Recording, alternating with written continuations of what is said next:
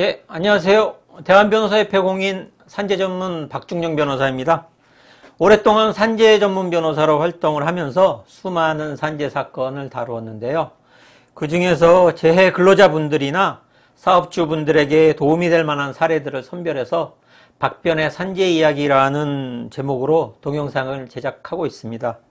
오늘은 그 19번째 시간으로 산재 사고의 발생과 회사의 산재 처리 방법이라는 주제로 이야기를 해볼까 합니다. 설명의 편의를 위해서 재해 근로자의 이름을 이몽룡, 그리고 회사의 이름을 A건설로 해서 이야기를 시작해 보도록 하겠습니다.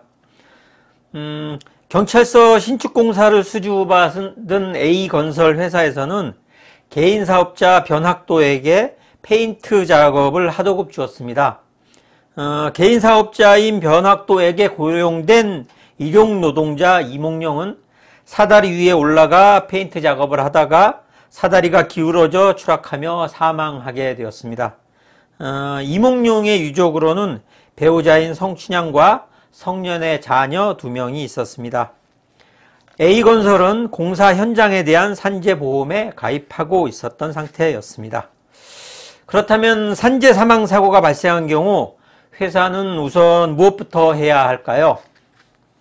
산업재해로 사망사고가 발생하거나 3일 이상의 휴업이 필요한 부상을 입거나 질병에 걸린 사람이 발생한 경우 사업주는 산재사고가 발생한 날로부터 1개월 이내에 재해 발생 상황 등을 기재한 산업재해 조사표를 작성해서 관할 지방고용노동관서에 제출해야 합니다.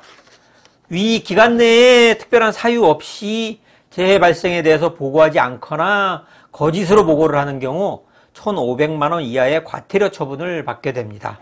이 점 유의하셔야 할 것입니다. 그러면 산재 신청은 회사에서 해야 할까요? 아니면 유족이 하게 되나요? 산재 사망사고가 발생한 경우 산업재해보상보험법에서 정하여진 유족이 산재 유족급여 및 장의비 청구를 하게 됩니다. 이 사건에 있어서는 성인의 자녀는 장애인 복지법상 2급 이상의 장애인이 아니라면 배우자 성춘향만이 유족급여 신청권자가 됩니다. 다만 회사에서 유족의 유족급여 신청을 대행해서 제출해 줄 수는 있습니다.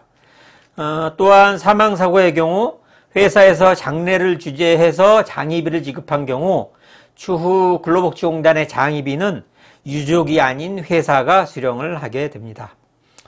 그러면 산재 유족급여 신청을 하면 그 이후에는 어떤 절차가 진행되게 될까요? 우선 근로복지공단에서 재해 발생과 관련해서 조사를 나오게 됩니다. 또한 안전보건공단에서도 조사를 나오게 됩니다.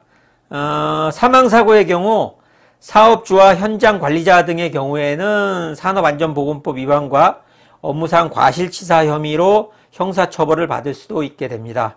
따라서 고용노동부 근로감독관이나 경찰의 조사도 받을 수 있게 됩니다. 그러면은 이러한 산재 절차가 모두 끝나면 유족과 근제 합의도 해야 한다고 하던데 어떻게 해야 할까요? 산재 유족급여는 법으로 정하여진 보험금이 지급되는 것이고 손해배상, 다시 말해 근제 합의는 이와 별도로 진행이 됩니다. 따라서 근제 합의는 민법상의 상속인과 해야 하기 때문에 배우자뿐만 아니라 사망 근로자의 자녀들도 근제 합의의 상대방이 됩니다. 따라서 이 사건의 경우에는 성춘향뿐만 아니라 성년의 자녀 2명도 근제 합의의 대상이 됩니다. 다만 배우자와의 합의 금액 산정을 함에 있어서는 배우자의 유족급여로 받게 될 금액만큼은 공제를 하게 됩니다. 그러면 유족들과의 형사합의는 언제쯤 해야 할까요? 근제 합의를 하면서 형사합의도 같이 하는 것이 가장 좋습니다.